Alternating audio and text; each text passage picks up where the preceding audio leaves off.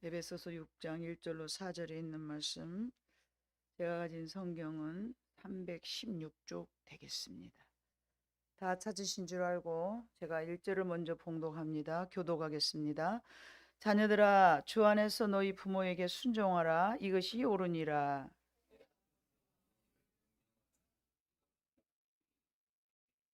이로써 네가 잘되고 땅에서 장수하리라. 오직 주의 교훈과 훈계로 양육하라. 아멘. 아멘. 5월은 가정의 달입니다. 네. 하나님께서는 이 세상을 만드시고 가장 먼저는 창조를 하셨죠. 빛이 있으라 하시고 또 말씀 한마디로 온 우주를 다 창조하셨습니다. 그리고 그 가운데 가장 먼저 하셨던 것이 가정을 세우셨습니다. 창세기 1장 2절에 봐보니까 세상을 만드실 때에 땅이 혼돈하고 공허하며 흑암이 깊음 위에 있고 하나님의 영은 수면 위에 운영하시니라. 저게 무슨 말씀이냐?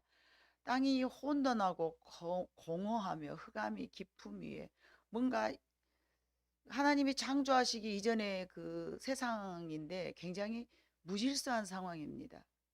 땅은 혼돈하고 복잡하다 이 말이죠.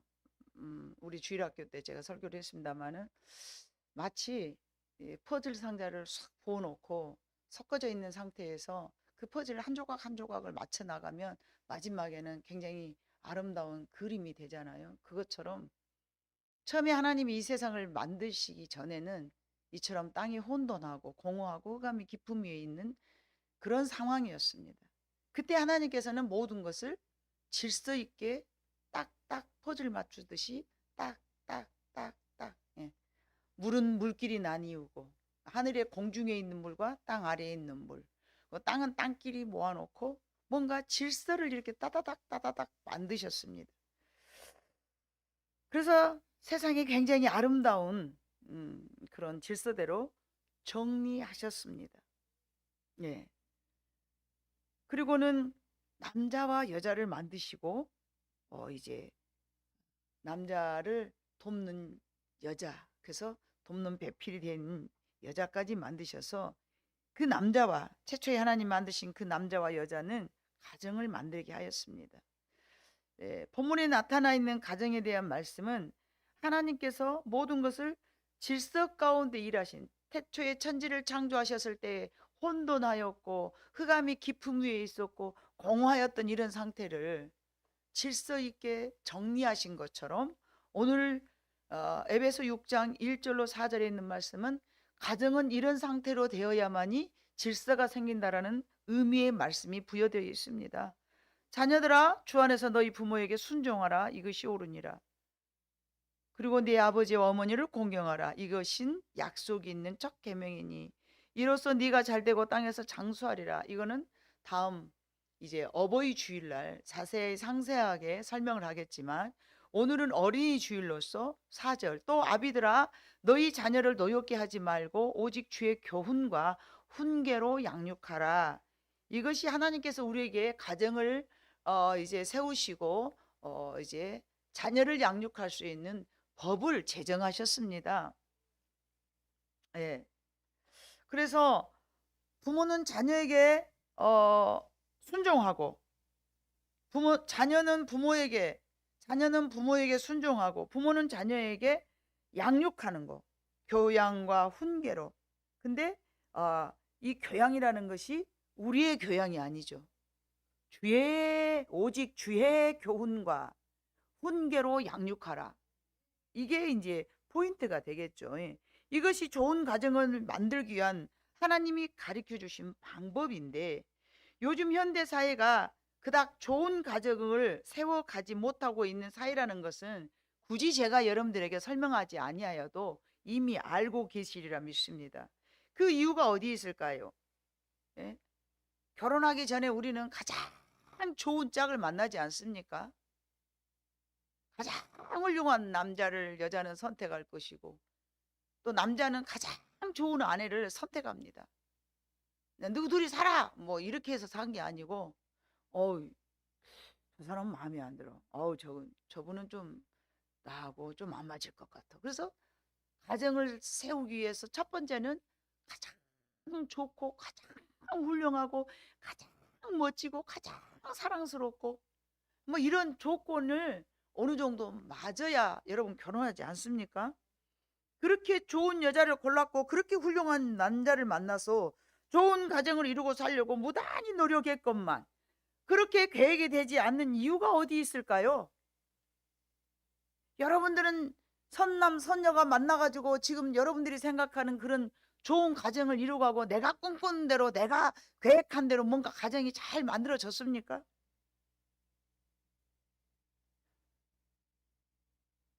질서적으로 부모는 아이를 사랑하고 아이는 부모를 잘 섬기면서 굉장히 하나님이 원하시는 그런 가정이 여러분 꿈꾸던 대로 잘 만들어져 가고 있습니까? 오늘 본문의 말씀처럼요.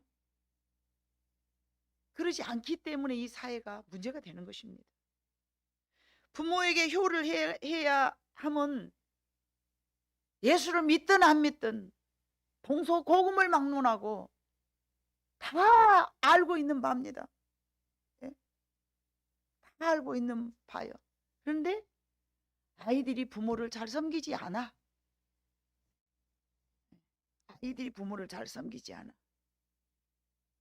그래서 이 부분은 조금 전에도 말씀드린 것 같이 이제 어버이 주일날 하겠지만 오늘은 어린이 주일이기 때문에 아이고 목사님 우리는 어린이가 다 없어요.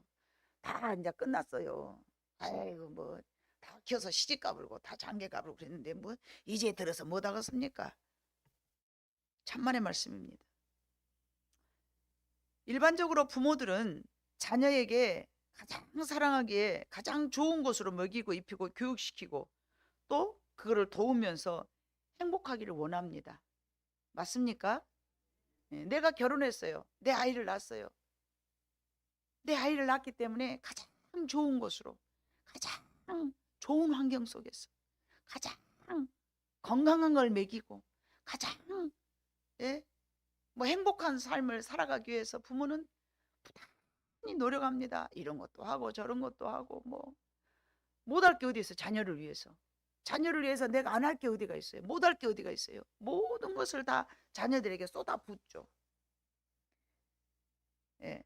이것이 일반적인 부모들의 마음인데 그 자체가 이제 여러분 눈으로 보여지는 우리 아이들이 옛말에 이런 거세요. 내가 자녀를 낳았는데 겉만 나눴지 속까지 나눴냐. 옛날 어른들이 그래요. 내가 내 자식을 낳았지만 겉만 나눴지 속까지는 못 낳아. 어떻게 진리에 가까운 말씀을 하셨는지 맞는 것 같아요. 아이를 키우다 보면은 이것이 나하고 좀 다르네. 왜 이렇게 다른 거야? 난 이렇게 좋게 하려고 그랬는데 애들이 이제 나놓고 보니까 이상하게 나를 안 닮은 것 같고 어째서 이상하게 배우자를 닮은 것 같지 않습니까?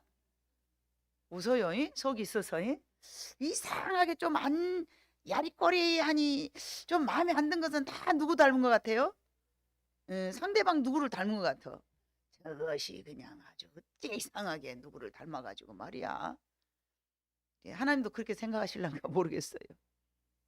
천부당 만부당하죠. 팥을 심어놨으면 뭐가 나올까요? 그죠? 근데 팥을 심어놓고 뭐가 나오기를 원할까요? 부모는 콩이 나오기를 원해. 야, 나는 팥을 심어놨는데 콩이 나오기를 그렇게 물 주고 거름 주고 막 해놨는데 아니 나놓고 봐보니까 딱 팥이네. 마음에 안 드는 거야. 여러 해 동안 제가 상담 사역을 많이 했습니다. 목사가 되기 이전서부터 30대부터 저는 상담 사역을 많이 했습니다. 상담 사역을 경험하면 보면서 부모들이 자녀들을 이제 데리고 옵니다. 아니 이 아이가 이상해요. 이상해가지고 누굴 닮았는지 모르겠어요. 그래가지고 이 아이가 좀 이상한데 뭐가 잘못됐을까요? 저는 이렇게 저렇게 저렇게 아주 잘했거든요. 다 부모 어머니가 주로 모시고 애를 데리고 오잖아요. 저는 이 아이에게 이렇게 저렇게 저렇게 이렇게 막 잘했거든요. 근데 애가 나를 안 닮았어요. 이상해요. 이렇게 다 와요. 본인이 원하는 것은 이제 첫 번째 저한테 상담할 때 뭐를 상담할까요? 얘가 신앙생활 아주 잘하기를 원해요. 근데 얘가 교회를 안 다녀요. 그럼 제가 물어봐요. 첫 번째. 지금 권사님이세요? 네. 권사님은 몇 살 때부터 교회 다녔어? 저요? 시집 와갖고 이제 살다가 누구 전도받아서 이렇게 신앙생활 했다고. 그러면 콩 심었은 게 콩 나오죠. 그죠? 여러분? 본인이 어렸을 때 신앙생활 안 했으니까 애기도 당연히 안 해. 근데 본인이 생각할 때는 내가 그래도 아이를 주일학교 때부터 잘 다니고 다녔으니까 얘가 잘 다녀야 되는 것이 옳아. 근데 자기를 뒤돌아보지를 못해. 그럼 제가 하죠. 어이고 심었은 게 거둬야죠. 예, 권사님 어렸을 때 신앙생활 안 했으니까 얘도 지금 안 하는 거예요. 그러니까 그래도 그럼 얼마나 좌절되겠어요. 그럼 희망이 없는가요? 아니요. 권사님이 어느 순간 어느 계기에 예수를 믿게 됐으니까 믿고 기도하십시오. 울며 씨앗을 뿌리는 자는 반드시 기쁨으로 단을 거두게 될 것입니다. 이 아이가 언제쯤에는 분명히 하나님 앞에 돌아올 것입니다. 그러면 근심하고 있다가 이거 이제 마음을 놓죠. 예를 들어서 한 가지를 여러분들에게 비유로 말씀드리는 거예요. 상당수가 자기 자신을 뒤돌아보지 못하면서 지금 현재의 모습을 생각하는 거예요. 내가 지금 예수를 잘 믿고 있거든요. 열심히 하고 있거든요. 과거의 나의 모습을 뒤돌아보지 못하면서. 그래서 저는 항상 말하죠. 심는 것을 잘 심어야 된다. 그러면 지금 힘들어. 지금 힘들어도 내가 좋은 거 심어내면 반드시 언제는 좋은 거 거둔다. 나중에는 반드시 좋은 것을 거둔다. 이게 심음의 법칙이기 때문에 그렇습니다. 그래서 이제 자녀들이 잘못하고 있는 것을 상당수가 저하고 상담을 하면서 이렇게 하면서 기도하시면서 말씀으로 양육하지 못했던 부분 이러이러한 것들을 이야기를 해주죠. 자, 여러분, 그러면서 참으로 안타까운 그런 경우가 굉장히 많습니다. 다 말씀드릴 수는 없고 오늘 본문의 말씀을 가지고 우리가 우리 자신을 스스로 좋은 아이들로 만들고 싶었지만 잘 안 됐던 그 이유 중에 첫 번째 하나가 주님의 방법으로 행하지 않았음을 우리는 깨달아야 될 줄로 믿습니다. 자, 주님의 교양, 주님의 교훈으로 해야 되는데 주의 교양과 주의 훈계가 아니고 누구의 훈계와 누구의 교양으로 할까요? 내 교양과 내 훈계로 하는 거예요. 여기서부터 잘못된 거예요. 자, 여러분의 교양과 여러분의 훈계는 누구로부터 받은 걸까요? 조상으로부터 받은 거예요. 조상으로부터 받은 것이기 때문에 그것이 틀렸다는 얘기는 아니지만 세대가 바꿔지면서 이 세대가 과거의 시대와 지금의 시대는요, 참 우리 부모가 우리를 이타적으로 가르쳤을까요? 이기적으로 가르쳤을까요? 대부분 이기적으로 가르칩니다. 제가 어린이들 이렇게 상담하면서 보면 엄마들이, 아버지들이 그래요. 야, 어디서 쳐 맞고 왔어? 코피 타버려. 내가 코 병원에 가서 코 고쳐줄 테니까. 뭐예요? 내 자식이 지고 오면은 성질 난 거예요. 그게 하나님의 말씀일까요? 하나님의 교양일까요? 하나님의 훈계일까요? 악을 심어놓고 선을 거두기를 원하는 것, 이 자체가 모순입니다. 그 악은 내가 내 아이들에게 악을 심어놨기 때문에 자녀들은 변해서 부모에게 악한 행동을 하는 거예요. 지지마. 왜 병신처럼 지고 와서 우냐? 울지도 마. 이게 여러분 하나님의 말씀과 걸맞는 교훈입니까? 교양입니까? 훈계입니까? 여러분 내면을 솔직히 다 들여다봐 보세요. 과거에 내가 내 아이들 어떻게 키웠는가? 첫 번째 잘못된 것은요, 또 아비들아 너희 자녀를 노엽게 하지 말고 오직 주의 교훈과 훈계로 양육하라 했는데 주의 교훈과 훈계로 양육하지 못했다는 것입니다. 이 교양이라는 것은요, 훈련이거든요. 훈련. 그리고 훈계라는 것은요, 교육 과정을 의미하는 것입니다. 교양은 훈련이나 체벌을 의미하며 훈계는 말로 하는 교훈의 교정이죠. 교정. 고쳐야 돼요. 잘못된. 왜요? 내가 그리스도를 알지 못하는, 예? 제가 팥으로 설명했습니다만 목사님 팥 겁나 좋아요. 해보면 할 말이 없죠.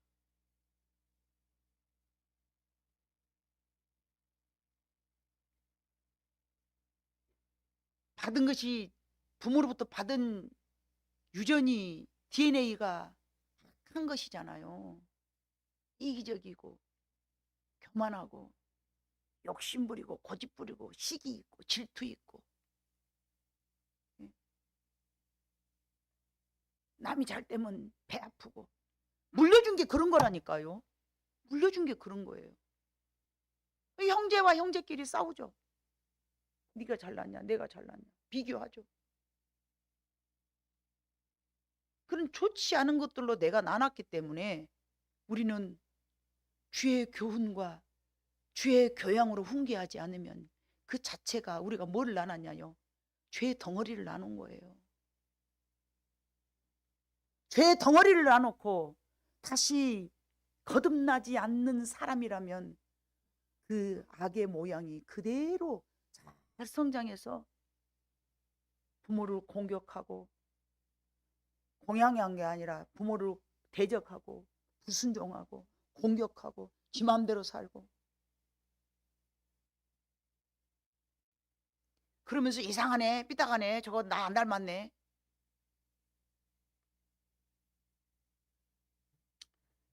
부모는 이런 교양과 훈련을 통해서 그리스도인다운 그런 행동 양식을 가르쳐야 될 줄로 믿습니다. 필요없게 봐보면 하나님께서 계속 너희는 네 자녀들을 가르쳐라. 누웠을 때든지 앉아있을 때든지 길을 걸어갈 때든지 네 자녀에게 가르쳐라. 이마에다 써라. 손에다 걸어라. 왜요? 아담 때부터 우리는 너무 악합니다. 너무 악해요. 그래서 자녀들이 그리스도 안에서 성숙할 수 있도록 우리는 가르쳐야 될 줄로 믿습니다. 단순한 유교적 사상으로 너는 부모에게 잘 섬겨야 한다, 이런 가부장제도의 법으로 가르치는 것이 아니라, 아버지는 망나니처럼 아무것도 잘하지 않으면서 효도만 요구해서는 안 된다는 것입니다. 야, 나 때는 그래도 우리 부모한테 그렇게 하지 않았다. 물론 그랬죠. 그러나 시대가 흘러지면서 할수록 더 악할 수밖에 없습니다. 내가 낳아서 기르기 때문에 내 자녀가 내 소유물이 결코 아닙니다.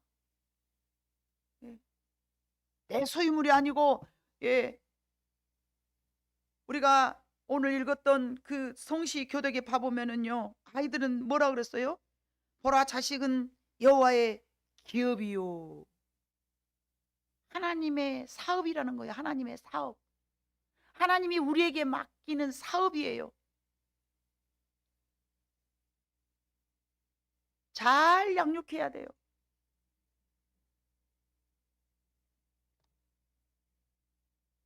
두 번째는 자녀들을 통하여서 내가 이루지 못한 꿈을 이루어내기를 원하는 그런 부모들이 되어서는 안 되는 것입니다. 옛날에 부모들이 다 그렇게 키웠잖아요. 야, 말도 마라. 내가 못 배웠어. 근데 너는 무조건 배워야 돼. 내가 없어서 못 배웠다. 근데 엄마랑 아빠가 찌띠 졸라면서 내가 한이 맺혔어. 근데 너는 무조건 배워. 근데 마치 그 아이가 학구적인 어떤 열정이 있는 그런 DNA를 갖고 있으면 그게 맞아떨어지니까 상관이 없어요. 근데 이 아이는 기술이 있어. 공부 쪽보다는 다른 기술이 있는 거야. 근데 그 아이를 데려다 놓고 정자가 콩인데 팥 떼어라. 팥이 돼야 된다. 팥이 요새 얼마나 좋은 줄 아냐. 어? 야, 이 세상 살아가려면 있냐? 너 편하게 살아가려면 팥이 돼야 돼. 팥 하면서 이 학구적인 열정이 없는 아이를 반병신을 만들어가지고 학원을 막 보내는 거예요. 초등학교까지는 그래서 학원이 미어 터지게 잘 됩니다. 서서히 언제서부터 이제 드러납니까? 제 경험은 5, 6학년 되니까 딱 드러나 버려요. 공부 흘러온가 안 할 놈이. 그러면 그때 얼른 부모가 눈치채야 돼. 요즘은 그러지 않죠. TJ 막 그렇게 갈라가면서 이 외향적이냐 내적이냐, 이 사람은 어떤 쪽에 기능이 있냐, 다 여러분 요즘은 정말 좋은 세상에서 그렇게 다 알아보잖아요. 근데 저희 때만 해도 그게 없으니까 자기가 못 배웠잖아요. 무조건 가르쳐야 돼. 얘는 기술이 좋은 애야. 그런데 무조건 가르쳐야 된다고 막 하는 거야. 지금은 그래도 그러지는 않아. 뭐 기능장으로 키우고. 근데 요즘도 안 그런 사람이 있겠지만 그래도 지금은 저희 때하고는 다르게 많이 그 아이의 특색이나 재능을 키워내는 그런 지혜로운 부모들이 많이 생겨났습니다. 그러나 대부분 많은 사람들이 자녀를 통해서 대리만족을 한다는 것이죠. 예. 내가 이루지 못했던 것들을 자녀를 통해서 얻어내려고 하는 그런 것이 잘못됐다는 것입니다. 그렇기 때문에 가족이 하나가 되어서 질서를 잘 이루고 살아가는 것을 모두가 소망하지만 그것이 잘 되지 않아. 그래서 오직하면 예수님께서 마태복음 10장 34절과 36절을 보니까 내 가족이 원수이다라고 말씀하셨어요. 같이 읽어봐요. 시작.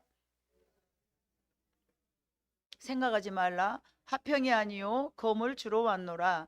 내가 온 것은 사람이 그 아버지와 딸이, 어머니와 며느리가, 시어머니와 불화하게 하려 함이니 사람의 원수가 자기 집안 식구이니라. 이게 무슨 말일까요? 평강의 왕으로 오신 예수님께서 너희가 서로 대적하는 관계가 된다는 뜻일까요? 아닙니다. 이 역설적인 말씀은 무슨 뜻인가?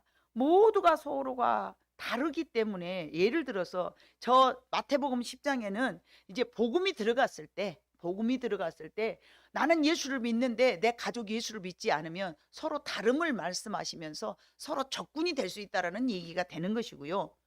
이제 그 말씀을 제가 인용해서 여러분들에게 말씀을 드리자 치면은, 같은 주를 섬기지 못할 때 저럴 수가 있죠.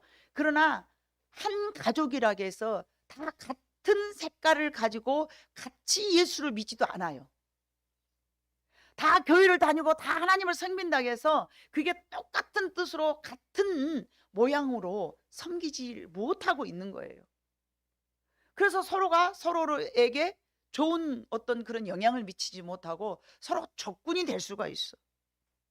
이거는 제가 하는 게 아니고 제가 한 말이 아니라 예수님께서 하신 말씀이에요. 예수님께서. 그러면 사람들이 서로 다름을 우리는 인정할 수밖에 없는 것이죠. 내가 낳은 내 자식이라 해서 나하고 똑같을 수도 없고, 한 마음 한 뜻을 가지고 예수를 섬긴다 하더라도 그 사람의 이상과 이념과 사상과 추구하는 것들이 같을 수가 없다람을 우리는 인정을 해야 됩니다. 서로 생각이 다르고 이념이 다르면 그럴 수가 있다는 것이죠. 아무리 내 자녀라 할지라도 서로 생각이 다르고 사상이 다르고 추구하는 목적이 다르면 서로가 맞지 않는 것입니다. 내가 아무리 나눴을 때 할지라도. 그러므로 우리가 중요하게 생각한 것은 주 안에서 주의 계명으로 같이 커 나가야 되고 같이 가르쳐야 되는 거예요. 아멘. 자녀는 자녀대로 하나님의 법을 따라야 되고, 부모는 부모대로 하나님의 법 안에서 양육해야 되는 거예요. 그래야 같아지는 거예요. 그래서 주의 법과 주의 가르침으로 우리 모두는 하나가 돼야 될 줄로 믿습니다. 이것이 가정 안에서 행복할 수 있게 되는 가장 큰 요인이 될 줄로 믿습니다. 가르치는 부모도 하나님의 법을 가르쳐줘서 주의 교훈과 훈계로 내 생각이나 내 방법이 아닌 우리 부모님들의 생각이나 사상은 우리들의 조상들에게 받는 이념과 사상이 되다 보니까 우리는 우리 부모에게 받았어요. 그 부모들이 예수를 잘 믿었냐? 아니라니까요. 다 이기적으로 가르쳤어요. 그래서 니만 잘 되면 돼. 상대방을 밟아 눌러서라도 니만 잘 돼야 돼. 이게 부모들이 우리에게 가르쳐준, 남겨주신 DNA예요. 또 그런 사상으로 우리를 가르쳤어요. 형제끼리 가장 여러분 경쟁자인 줄 아십니까? 야곱과 에서가 잘 말해주고 있지 않습니까? 그게 죄인된 우리들의 생각이고 우리들의 인간의 본연의 마음이라는 거죠. 그래서 이 서로 다름을 좁혀줄 수 있는 유일한 방법은 세대가 다르고 세상이 변해진다 해도 오직 하나님의 법과 진리는 달라지지 않기 때문에 그 법으로 하나 될 때에 가정에 질서가 세워지면서 하나가 될 줄로 믿습니다. 그러므로 주의 교훈과 훈계는요, 이 아이들을 자녀들을 양육하면서 가르친다면 그것이 곧 하나님이 가르쳐 주신 질서이며 그 질서는 가정의 행복이 될 수 있는 열쇠가 되는 것입니다. 내 자녀가 나이가 들어서 여러분 이미 늦었다고 생각하지 말고 어린 아이가 아니어서 상관없다고 생각하지 말고 내 자녀이지만 하나님이 내게 맡기신 소중한 영혼으로 다시 키워내야 될 줄로 믿습니다. 이미 다 자랐어요. 40살 되고 30살 됐어요, 내 아이들이. 그러지만 내 자녀는 내 자녀인 거예요. 그렇기 때문에 하나님의 말씀과 교훈으로 여러분들이 그들을 다스려야 될 줄로 믿습니다. 초등학교, 중학교, 고등학교 때만 아이고 그 다음에는 아이가 아닙니까? 80살 먹은 할머니가 60살 먹은 아들에게 차 조심해라. 이게 부모와 자식 간의 관계입니다. 아직도 여전히 여러분들은 내 아이들에게 하나님의 교훈과 하나님의 교양으로 바르게 해줄 수 있는 여러분들이라는 것입니다. 내 아이를 잘 양육해야 됩니다. 이미 내가 물려진 죄성으로 타락한 인간들 속에서 타락한 인간이 나왔으니 그러면 우리는 아무것도 할 수 없을까요? 아니요. 다시 기도하면서 하나님, 저 모습이 내 모습입니다. 내가 물러줬습니다 하면서 해산하는 고통의 기도를 하시면서 여러분들이 하나님 앞에 기도해야 될 줄로 믿습니다. 저런 모습으로 내가 살았습니다. 저런 모습을 내가 물러주었습니다. 내 아이가 불쌍합니다. 내 아이가 그렇게 하는 것은 내가 물러줬기 때문에 그렇게 하는 거예요. 그걸 인정해야 됩니다.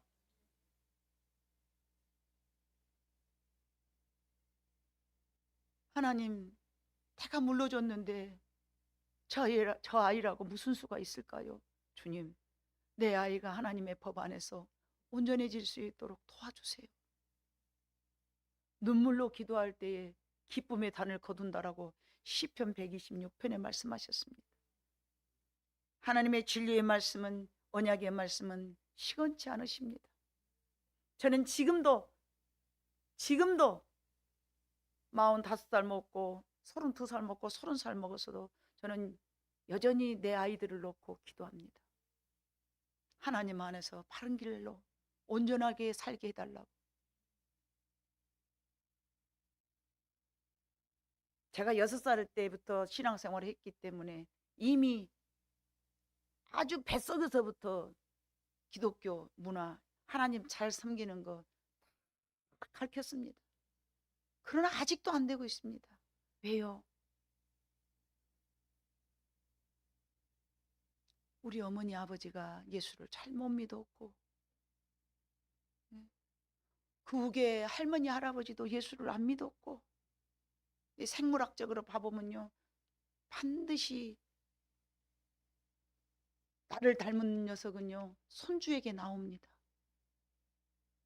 그래서 생물학적 그게 이론이 가지고 있는 그 사실이더라고요. 그래서 제가 그걸 언제 깨달았냐면요,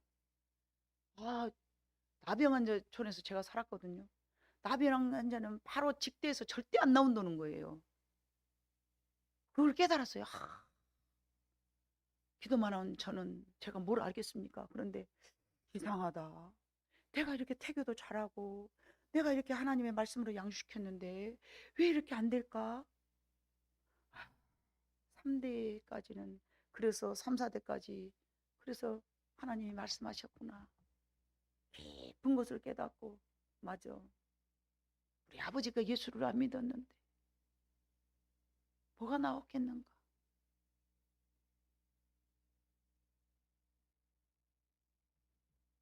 그러나 저는 절대 아직도 실망하지 않습니다. 하나님은 내 기도를 듣고 계신다는 사실을 너무나 잘 알고 있기 때문에 그 모습 속에서 억지로라도 나를 찾아내서 기도합니다. 하나님, 저 어린 것이 뭘 알겠습니까? 용서해 주세요. 내가 물러줬어요. 내가 물려줬어요. 하나님, 나는 죄인입니다. 내 자녀에게 죄를 물려줬는데 뭘 원하겠습니까? 내가 죄인입니다. 내가 죄인입니다.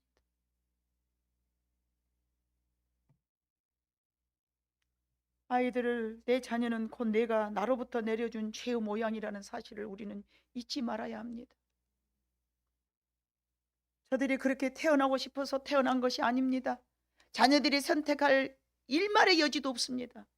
나는 이렇게 태어날래. 고를 선택의 여지가 없다는 거죠. 부모가 다 물러준 거예요. 그런 마음으로 내 자녀에게 대한다면 모든 모습을 이해하고 용납할 수 있게 되므로 자녀에게 올바른 주의 교훈과 훈계를 하게 될 줄로 믿습니다. 그렇게 하지 아니하면 주의 교훈과 훈계보다는 내 혈기와 고집과 내 방법으로 하나님이 원하시는, 하나님이 우리에 맡기신 영혼으로 대할 수 없게 되는 것입니다. 화가 나 있는 상태에서 화를 내면서 너는 왜 그 모양 그 꼴이냐고, 그러면 그 아이는 그 말을 듣는 순간에 아, 내가 잘못했구나, 우리 아버지에게 엄청 잘못했구나, 우리 엄마한테 내가 진짜 잘못했구나, 그럴까요? 사람이요, 화를 날 때는 독소가 나가요. 여러분 알잖아요. 화를 가장 많이 났을 때 사람의 피를 딱 조사해보면 독사도 죽일 만한 독이 나와요. 그렇게 독소가 있는 상태에서 따다다다다 말하면 아이들에게 상처만 가는 거예요. 상처만. 애들 영혼에 상처를 주면요, 마음을 딱 닫아버리니까 관계만 멀어지는 거예요. 애들만 그렇습니까? 어른도 마찬가지입니다. 여러분은 안 그러던가요? 저는 그러대요. 마음을 닫게 돼요. 그래서 관계가 멀어지는 거예요. 회복이 안 되는 거예요. 굉장히 어려운 거예요. 여러분, 이사야 5장 1절로 4절 봐보니까 하나님께서도 우리에게 이런 말씀을 하시죠. 나는 내가 사랑하는 자를 위하여 노래하되 내가 사랑하는 자의 포도원을 노래하리라. 내가 사랑하는 자에게 포도원이 있으며 심히 기름진 사내로다. 땅을 파서 돌을 제하고 극상품 포도나무를 심었도다. 그 중에 망대를 세웠고 또 그 안에 술틀을 팠도다. 좋은 열 포도 맺기를 팔았더니 들포도를 맺었도다. 예루살렘 주민과 유다 사람들이 구하노니 이제 나와 내 포도원 사이에서 사리를 판단하라. 내가 내 포도원을 위하여 행한 것 외에 무엇을 더할 것이 있으랴. 내가 좋은 포도 맺기를 기다렸거늘 들포도를 맺으면 어찌민고. 이게 하나님이 탄식하는 말씀입니다. 이사야 선지자를 통하여서. 뭔가요? 야, 내 자녀들에게, 이스라엘 백성들에게 좋은 것을 거두기 위해서 나는 좋은 나무를 심어놨는데 내가 원하지 않는 들포도를 맺었다? 하나님이 화가 난 거예요. 그래서 7절 말씀하십니다. 7절. 무릇 만군의 여호와의 포도원은 이스라엘 족속이요 그가 기뻐하시는 나무는 유다 사람이라. 그들에게 정의를 바라셨더니 도리어 포악이요 그들에게 공의를 바라셨더니 도리어 부르짖음이었도다. 하나님이 원하시는 이스라엘 백성이 되지 않았다는 얘기입니다. 마치 우리가 자녀들을 낳아놓고 좋은 훌륭한 인재를 키우기 원하였는데 그렇게 되지 않아서 하나님도 저렇게 마음이 상했다는 얘기입니다. 그래서 하나님께서 화가 너무 나시니까 뭐라고 말씀하셨어요? 5절로 6절로 봐보니까 읽어봐요. 시작.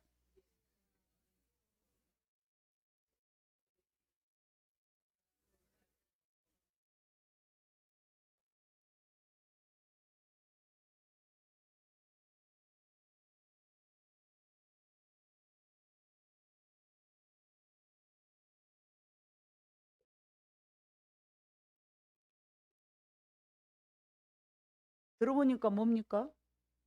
저주예요. 그죠? 하나님의 보호가 떠나겠다는 얘기죠. 하나님의 보호하심을 거두시겠다는 얘기죠.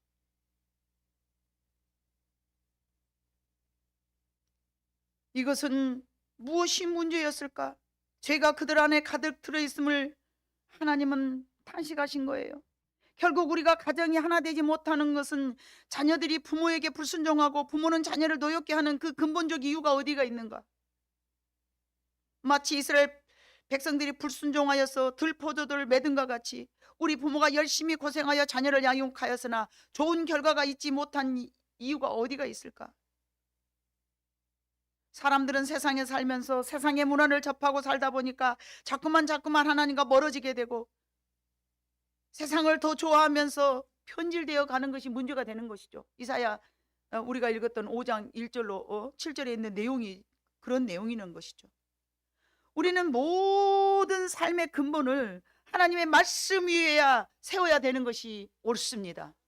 하나님은 우리에게 독선으로 우리를 하나님의 자녀 삼아놓고 이래라 저래라 하면서 영화를 받고 하나님의 칭송을 받기 위하여서 우리를 선택해가지고 우리를 괴롭힌다고 생각하면 큰 착각입니다.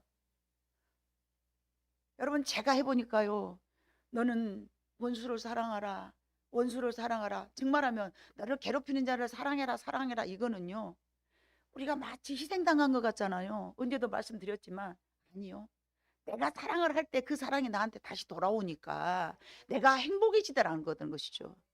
그래서 이 세상에서 살아가면서 가장 행복할 수 있는 유일한 길을 하나님께서는 우리에게 제시하시고 그걸 말씀하신 거예요. 보호해 주시기 위해서 선택하셨고요, 복을 주시기 위해서 우리를 선택하셨고요, 그 안에서 우리가 잘 되기를 원하여서 우리에게 요구하시는 거예요. 그것이 모든 하나님의 질서대로 될 때에 우리가 안전할 수 있어요. 여러분, 우리가 대한민국에 차가 얼마나 많잖아요. 신호등 왜 세웠어요? 결국은 나를 위한 거예요. 물질서가 남말할 때 우리가 보호받을 수 있는가요? 아닌 것처럼 하나님의 법은 저와 여러분이 하나님의 법 안에서 보호받을 수 있는 유일한 방법이라는 것이죠. 하나님의 법대로 가르치고 하나님의 법대로 훈육하며 하나님의 법대로 내가 먼저 살아갈 때 그 법은 많은 결과를 낼 줄로 믿습니다. 부모가 하나님의 법을 지키지 않으면서 자녀에게 가르치기만 한다면 그것을 듣는 자녀가 어떻게 생각할까요? 좋은 영향을 얻을 수가 없습니다. 그래서 저는 저를 상담하고 기도 이렇게 요청하는 모든 성도들에게 누구에게 탓하지 말고 항상 나 자신이 잘해야 된다는 것을 수없이 가르쳤습니다. 귀에 딱지가 않을 정도로 가르쳤습니다. 왜냐하면 그것이 법이기 때문에 그렇습니다. 예수님께서 바리새인들을 책망하셨죠. 왜요? 그들은 가르치기만 잘하고 뭘 못한다? 행동으로 옮기지 않는 것이 문제였습니다. 그래서 예수님께서 뭐라고 하셨어요? 저들의 가르침은 너희가 받되 저들의 삶은 본받지 말아라. 가르치기만 잘하면 뭐 하겠습니까? 많은 사람들이 그래요. 이 새벽교회 왔더니 목사님이 이상해. 왜 성도하고 그렇게 친해? 다른 교회 목사님들은 말씀만 전하고 밥도 같이 안 먹어. 그리고 목사님하고 성도들은 거리를 쭉 뛰어나.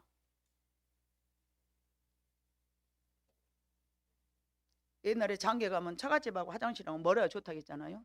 성도하고 목사하고는 좌우간 멀어야 좋다는 것이 대한민국의 목회자들의 법입니다. 그래서 사택도 멀리 지어놓습니다. 왜요? 자기의 사생활을 성도들에게 노출시키고 싶지 않아서. 그 말은 무슨 뜻일까요? 가리키는 말씀과 삶이 다르다는 얘기죠. 제가 잘한다는 얘기가 아니라 굳이 저는 그렇게 얼굴 가면 쓰고 숨기고 살아가면서 말씀 전하고 싶지 않은 것이 제 목회의 중심적인 내용입니다. 저도 허물이 많습니다. 왜요? 죄인이기 때문에. 같이 울죠. 내가 허물이 많아. 내가 죄인이요. 제가 무슨 의인이겠습니까? 그러나 성도들에게 그렇게 이해를 구합니다. 여러분들도 죄 있잖아. 나도 죄 있어. 그러니까 내 허물을 덮어줘. 나도 여러분들의 허물을 덮어줄 테니.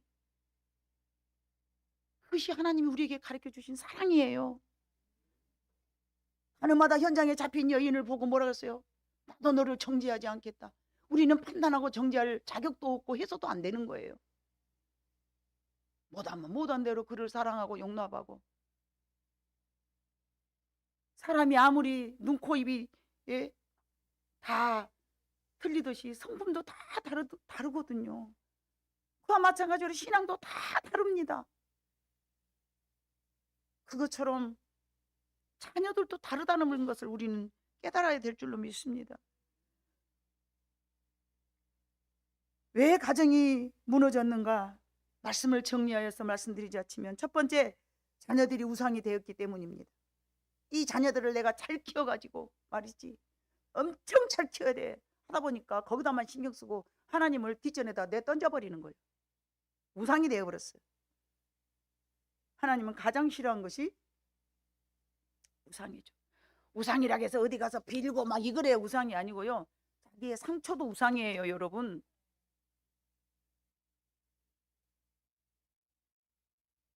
가정의 질서가 무너진 것은 자녀들이 우상이 되었기 때문이며, 두 번째, 내 방법, 내 뜻대로 자녀 교육이 시작되었기 때문입니다. 세 번째, 하나님의 교훈과 하나님의 훈계가 없었기 때문이며, 네 번째, 세상에서 출세와 세상에서 성공이 앞서 있었기 때문입니다.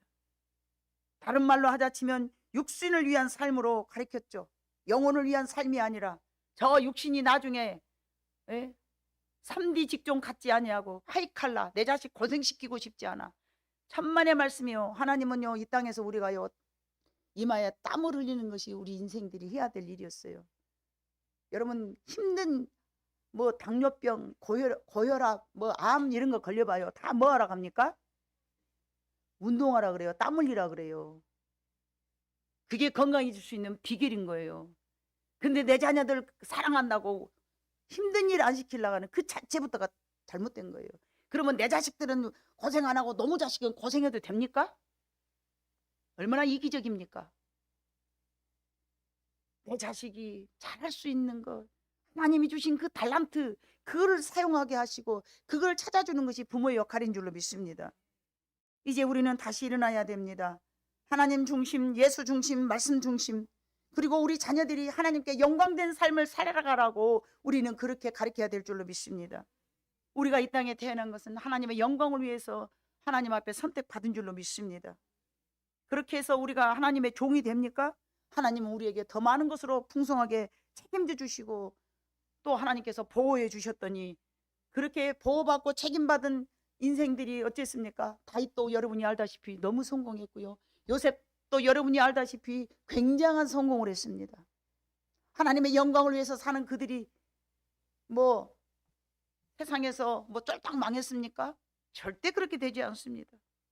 울며 씨앗을 뿌리는 자는 반드시 기쁨의 열매를 맺을 것입니다. 내 자녀들이라 하여 내 맘대로가 아닌 하나님의 권위를 존중하며 하나님을 경외하면서, 그러면서 내 가정이 다시 태울 것으로 생각하고 서로 존중하면서 질서 있는 가정으로 여러분들이 만들어내야 될 줄로 믿습니다. 아직도 안 늦었습니다. 충분합니다. 자녀들은 내가 낳았다고 다 된 건 아닙니다. 우리는 죄인들이기 때문에 또 죄인을 탄생시켰습니다. 그러므로 말씀의 법으로 다시 거듭나게 해야 하는 것이 해산의 고통인 줄로 믿습니다. 해산의 고통을 곧 하나님으로, 하나님의 의로, 하나님의 법으로 거듭나게 하는 교훈과 훈계가 들어있는 줄로 믿습니다. 기나긴 시간을 눈물로 기도하면서 하나님 앞에 엎드려 하나님의 자녀로 다시 한번 세우게 해달라고 사랑의 법으로 자녀에게 여러분들이 나아간다면, 하나님은 오라 내게 오라, 목마른 자도 오라, 돈 없는 자도 오라, 슬픈 자도 오라, 모두가 오라 하셨기 때문에 우리의 모든 수고하고 무거운 짐을 하나님 앞에 가지고 나갈 때에 우리 하나님께서 여러분에게 맡기신 소중한 영혼들을 다시 한번 잘 교훈시키고 양육하면서 살아가게 할 줄로 믿습니다. 하나님, 중간에 여러분에게 말씀드려야 될 부분이 하나 빠졌는데, 절대 너희는 자녀를 노엽게 하지 말아야 됩니다. 절대 자녀들을 노엽게 해서는 안 됩니다. 예수님은 우리를 잘못했을 때에 노엽게 하신 적이 없습니다. 어린 아이들에게, 작은 어린 아이들에게도 인격으로 대하면서 하나님의 영혼으로 대하면서 그 어린 영혼들, 하나님 내 자식이라 내 맘대로 하지 말고 하나님이 나에게 맡겨준 소중한 영혼으로 생각하면서 여러분들이 기도하면서 양육하고 훈계하고 노엽게 하지 아니할 때에 이 아이들이 아주 좋은 인성으로 거듭나면서 하나님 나라에서도 크게 쓰일 뿐만 아니라 이 나라를 책임지고 걸머지고 나아갈 주역으로 그들을 하나님께서 축복하시리라 믿습니다.